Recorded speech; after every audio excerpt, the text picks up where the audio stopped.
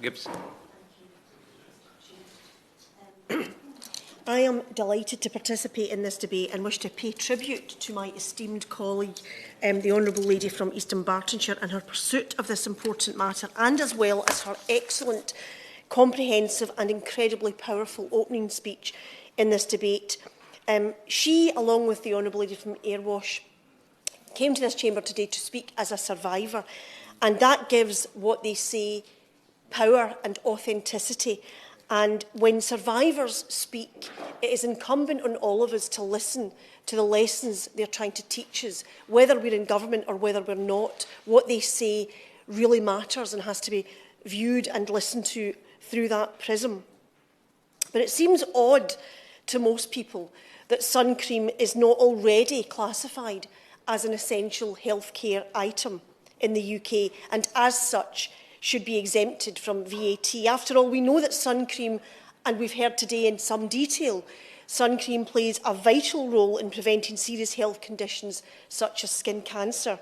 And in all honesty, nobody that I'm ever aware of, nobody in all honesty wears sun cream for cosmetic purposes. They truly wear it because the consequences of exposing yourself to the sun without sunscreen are extremely serious indeed and potentially fatal. And that's because it provides protection against harmful ultraviolet radiation, and importantly, it is strictly regulated in order to ensure it provides sufficient ultraviolet protection for consumers.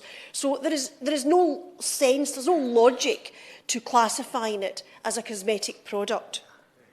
And of course, as we've heard, this is recognised in the US, where sunscreen is regulated by the Drug and Food Administration. In Canada, it's classified as a non-prescription drug.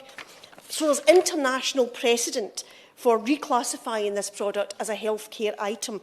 And the Honourable Member for Strangford reminded us of these international examples and the precedents for the change that everybody in this chamber seeks. This debate today really matters because it's even more important when you consider that skin cancer is now much more common across the UK, with around 16,000 new cases of melanoma diagnosed each year.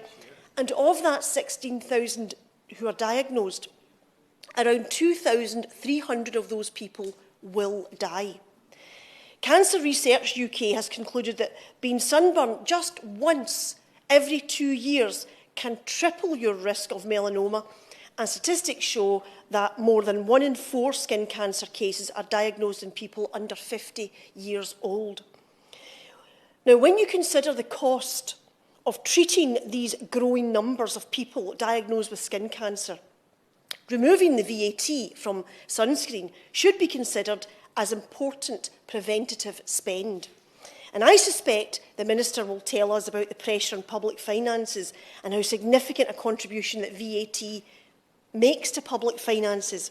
But I, like others in this debate today, I find it quite unbelievable that simply removing VAT from sunscreen, just that one act on its own, would create insurmountable fiscal challenges for the Treasury. It would make sunscreen more affordable, and that can only be positive when we think about the quest to reduce skin cancer cases and pressure on our NHS. We know that some retailers, such as Tesco, has decided to absorb the cost of VAT on sunscreen themselves, so that at the point of sale, the consumer is spared that cost. And it's worth noting that when Tesco made this announcement in May 2021, consumers were outraged to discover that sunscreen was indeed subject to the levy of VAT. And there's a lesson in that outrage for all of us and for government, because we're working in a situation where the public believe one thing when the reality is entirely different. And the public, of course, are using logic that we all want to see used here by the government. Now, the work that Tesco and other retailers have done on this is to be applauded. But isn't it a pity, Mr Chair, isn't it a pity that the government will not and has not taken the lead on this and show that it understands the importance of making this very important health product VAT-free.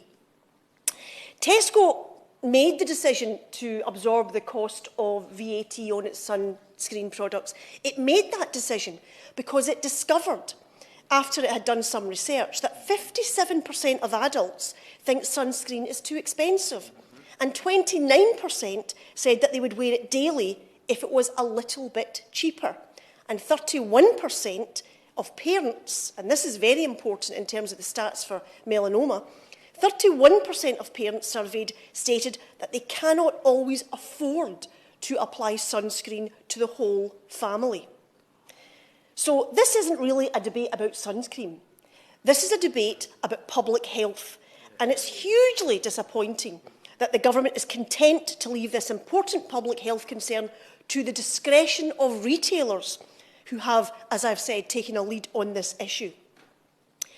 And the retailers, of course, taking a lead on this is very important in the current context when the government hasn't acted, because we know how financially challenged households are at this time. Now, I suspect that the Minister, and I don't want to second guess what the Minister will say, but I suspect that she will say that this high-factor sunscreen is on the NHS on prescription for certain conditions and therefore is provided VAT-free when dispensed by a pharmacist. And that's been said to me in the past, but as the Honourable Lady for Eastern Bartonshire said, that doesn't really help you if you're in Scotland. And to be honest, it doesn't really help all the people who don't get it on prescription, but actually would benefit enormously from using it.